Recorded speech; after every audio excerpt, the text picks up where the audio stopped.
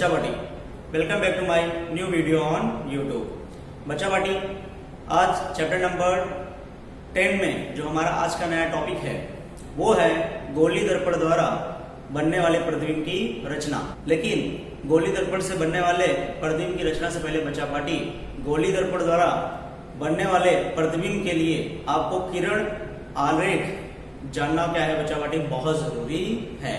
अगर आप किरण आरेख के बारे में जान जाएंगे तो आपको गोली दर्पण यानी अवतल दर्पण तथा उत्तल दर्पण के सामने वस्तु किस स्थान पर रखी गई है, यानी बिंब की स्थिति, प्रतिबिंब की स्थिति, उसका आकार और प्रकार किस प्रकार होगा, ठीक है ना, उसकी जानकारी आप किरण आरेख के जरिए आसानी से पता लगा सकते हैं। तो बढ़ते हैं बच्चा पार्टी आज के इस वीडियो में। तो आज का जो हमारा वीडियो है वो है गोली दर्पणों द्वारा बनने वाले प्रतिबिंब के लिए किरण आरेख, ठीक है ना। तो किरण आरेख क्या है, चलिए उसके बारे में हम लोग जानते हैं। जैसा कि ब्लैक बोर्ड में बच्चा पार्टी आपको दो दर्पण दिख रहे हैं, ठीक है, अवतल दर्पण और उत्तल दर्पण। इन्हें अवतल दर्पण क्यों कहा जाता है, इसे उत्तल दर्पण क्यों कहा जाता है, तो आपको पता ही है, ठीक है।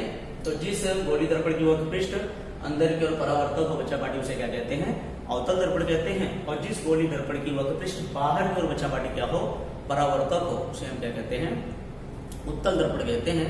तो चलिए इनसे बनने वाले प्रतिबिंब की रचना से पहले, ठीक है ना, इनके भिन्न भिन्न स्थान, तो भिन्न भिन्न स्थान कौन से, जैसे ध्रुव P, ठीक है ना, मुख्य फोकस F, वक्रता केंद्र C में से अगर प्रकाश की किरणें क्या हो जाएंगी, गुजरेंगी, और किसी भी वस्तु का प्रतिबिंब बनने के लिए कम से कम दो किरणों की क्या होती है बच्चा पार्टी, आवश्यकता होती है। तो चलिए सबसे पहले हम अवतल दर्पण के ऊपर क्या करते हैं, प्रकाश की किरण को क्या करते हैं बच्चा पार्टी, आपतित कराते हैं।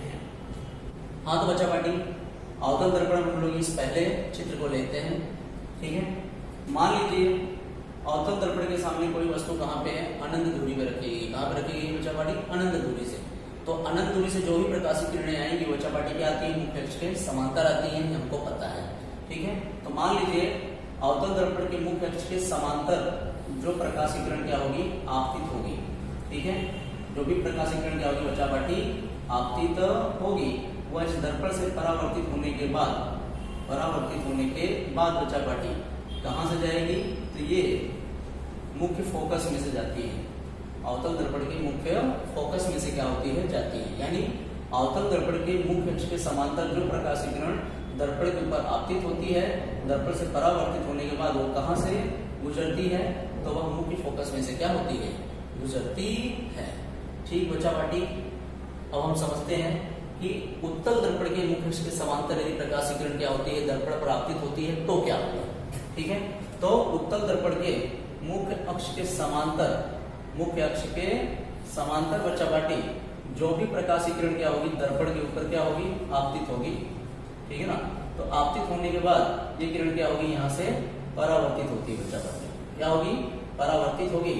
और परावर्तित होकर बच्चा पार्टी ये दूसरे मार्ग पर क्या हो जाती है, निकल जाती है। लेकिन इस परावर्तित किरण को यदि पीछे की ओर क्या किया जाए बच्चा पार्टी, बढ़ाया जाए, तो आपको लगेगा कि यह उत्तल दर्पण के मुख्य फोकस F में से प्रकाश की किरण क्या हो रही है बच्चा पार्टी, निकल रही है।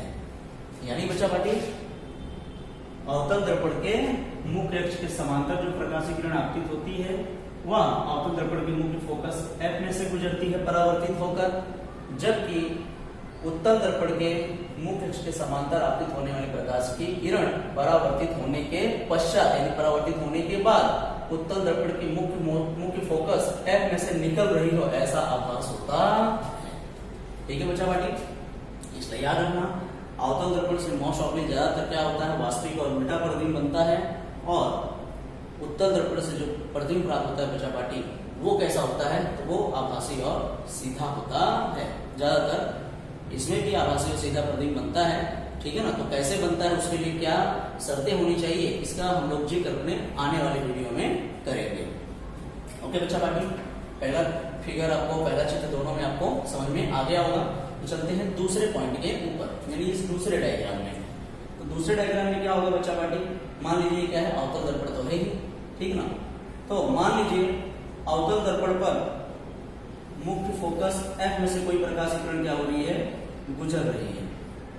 यानी पहले वो मुख्य फोकस F में से कोई प्रकाश किरण क्या हो रही है, गुजर रही है। यानी अवतल दर्पण के ऊपर मुख्य फोकस F में से कोई किरण क्या हो रही है, गुजर रही है, और दर्पण से परावर्तित होने के पश्चात यानी दर्पण से टकराने के बाद यानी अवतल दर्पण से टकराने के बाद ये प्रकाशीय किरण क्या होगी, अवतल दर्पण के जो मुख्य अक्ष है उसकी क्या हो जाती है बच्चा पार्टी, समांतर हो जाती।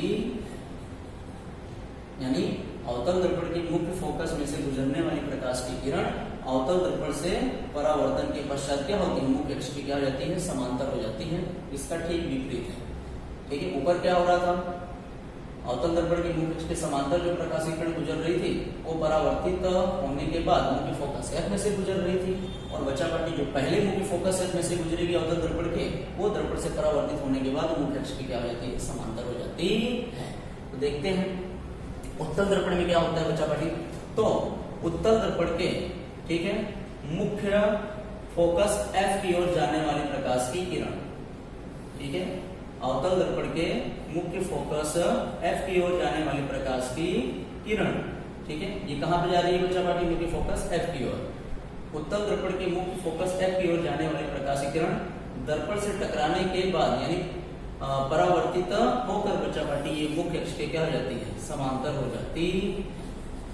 ठीक है, अवतल दर्पण में भी प्रकाश किरण क्या हो रही है, मुख्य अक्ष के समांतर हो रही है, और उत्तल दर्पण में प्रकाश किरण मुख्य अक्ष के क्या हो रही है, समांतर हो रही है। लेकिन दोनों में क्या फर्क है बच्चा पार्टी, अवतल दर्पण की मुख्य फोकस F में से पहले प्रकाश किरण क्या होती है, गुजरती है, उसके बाद दर्पण पर क्या होती है, आपतित होती है, और वहां से परावर्तित होकर वह मुख्य अक्ष की क्या हो जाती है, समांतर हो जाती है। किंतु उत्तल दर्पण के मुख्य फोकस F की ओर जाने वाली प्रकाश की किरण, ठीक है, दर्पण से क्या हो जाती है, परावर्तित होकर मुख्य अक्ष की क्या हो जाती है, समांतर हो जाती है।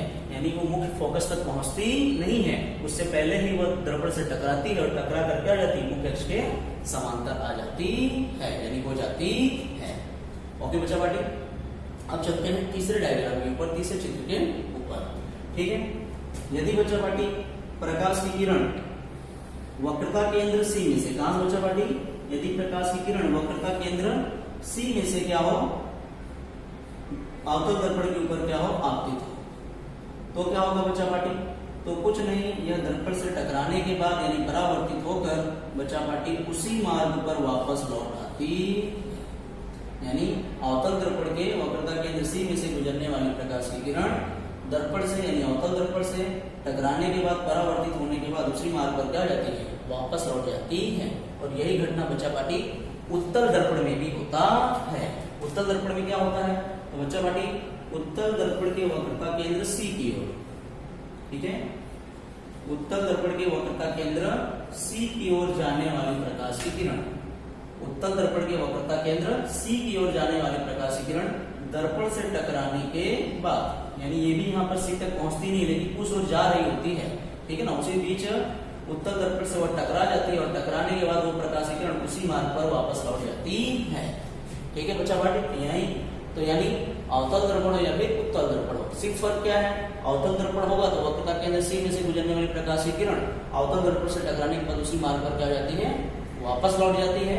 किंतु अगर वह उत्तल दर्पण हुआ तो उत्तल दर्पण के वक्रता केंद्र C की ओर जाने वाली प्रकाश की किरण दर्पण से टकराने के बाद उसी मार्ग पर क्या जाती है, वापस लौट आती है। यानी जिस मार्ग से जाती है उसी मार्ग पर क्या जाती है, वापस लौट जाती है परावर्तित होने के पश्चात। ओके बच्चा पार्टी, अब सबसे लास्ट डायग्राम बताया गया है, ठीक है ना, यदि अवतल दर्पण और उत्तल दर्पण के ध्रुव P पर, कहां पे बच्चा पार्टी, यदि प्रकाश की किरण, ठीक है, अवतल तथा उत्तल दर्पण के ध्रुव P पर क्या हो, आपतित हो, तो क्या होगा, तो बच्चा पार्टी ये किरण प्रकाश के परावर्तन का नियमों का पालन करते हुए क्या होती है, परावर्तित होती है।